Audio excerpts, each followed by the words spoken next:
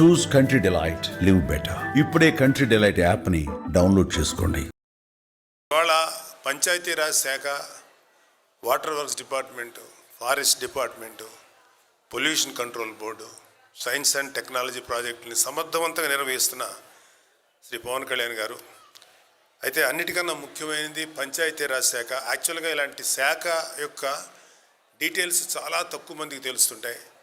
అసలు ఒకప్పుడు పంచాయతీరాజ్ శాఖ మినిస్టర్ అంటే ఎవరో కూడా తెలియదు.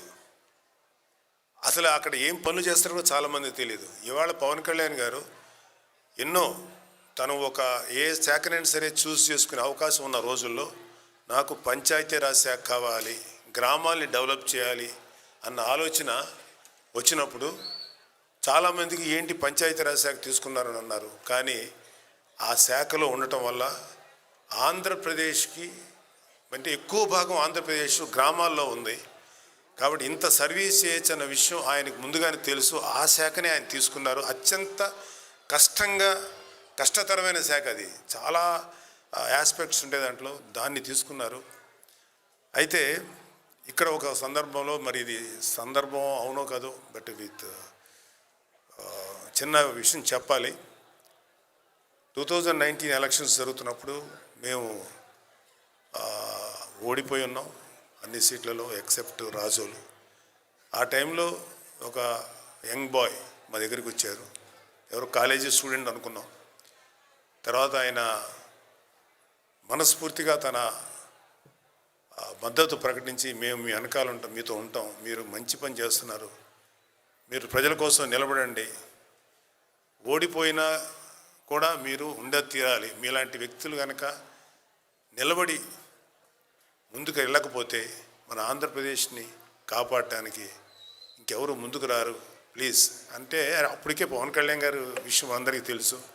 ఆయన ఒక 25 సంవత్సరాల భవిష్యత్తుని ఇవ్వడానికి ముందుకు వచ్చిన వ్యక్తి, అంత తేలిక వెనక్కి తగ్గరు. కానీ ఒక యంగ్ పర్సన్, కుర్రవాడు ఆ సలహా ఇచ్చినప్పుడు చాలా ముచ్చటేసింది. ఆ టైంలో అడిగాము మీ పేరు ఏంటి అని అడిగితే ఆయన చెప్పారు, నేను కేరళ క్యాడరు కృష్ణతేజ గారని. అప్పుడు మేమందరం కలిసాం. ఇవాళ పంచాయతీరాజ్ శాఖలో పవన్ కళ్యాణ్ గారి ఆలోచనల్ని యథాతథంగా అమలయ్యే విధంగా కళ్యాణ్ బాబు గారికి కుడిభుజంగా ఉన్నటువంటి శ్రీ కృష్ణతేజ కమిషనర్ గారు ఇవాళ పంచాయతీరాజ్ శాఖ పవన్ కళ్యాణ్ గారు ఇంత సమర్థవంతంగా నిర్వహిస్తున్న సందర్భంలో ఆయన పాత్ర మరువలేనిది. ఇంకా చేస్తూనే ఉంటారు. అంత నిజాయితీ పరులైన ఆఫీసర్స్ నిజంగా ఆంధ్రప్రదేశ్లో ఉంటే ఎక్కువ మంది ఉంటే ఇంకా గొప్పగా ఉంటుంది. బట్ ఎనీహౌ, గతంలో ఉన్నటువంటి వైసీపీ అవినీతితో కూడిన ప్రభుత్వం కన్నా ఇవాళ కూటమి ఎంతో అద్భుతంగా శ్రీ నారా చంద్రబాబు నాయుడు గారి నాయకత్వంలో ముందుకెళ్తుంది. 3 పార్టీల కలయికలో మంచి పనులు, ఎంతో సర్వీసు మనందరికీ, మన ప్రజలందరికీ జరుగుతుంది. గుడ్ గవర్నెన్స్ జరుగుతుంది. సో మనందరం కూడా, మీరు ఇవాళ ఎవరైతే చేరబోతున్నారో జనసేనలో, మీరందరూ కూడా మనం ప్రజలకు ఏం చేయగలుగుతాం, ఎవరైనా సరే ఇక్కడ జనసేనలో చేరిన ప్రతి ఒక్కళ్ళు కులాలకి మతాలకి అతీతంగా పనిచేస్తూనే ప్రతి వాళ్ళు వాళ్ళ కులంలో ఎవరికన్నా సపోర్ట్ చేయటం అంటే, అక్కడ పేదవారు కానీ లేకపోతే అవసరంలో ఎవరున్నారో వాళ్ళకి సపోర్ట్ చేయడంలో ఏమాత్రం తప్పు లేదు. ఖచ్చితంగా సపోర్ట్ చేసి తీరాలి.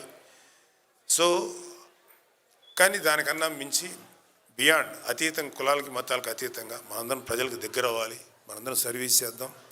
మీ అందరికీ ఎప్పటికప్పుడు ఏ విధమైనటువంటి సలహాలు, సంప్రదింపులు, నా వైపు నుంచి ఎటువంటి సహకారం కావాలన్నా మీ అందరికీ మనస్ఫూర్తిగా అందిస్తాను.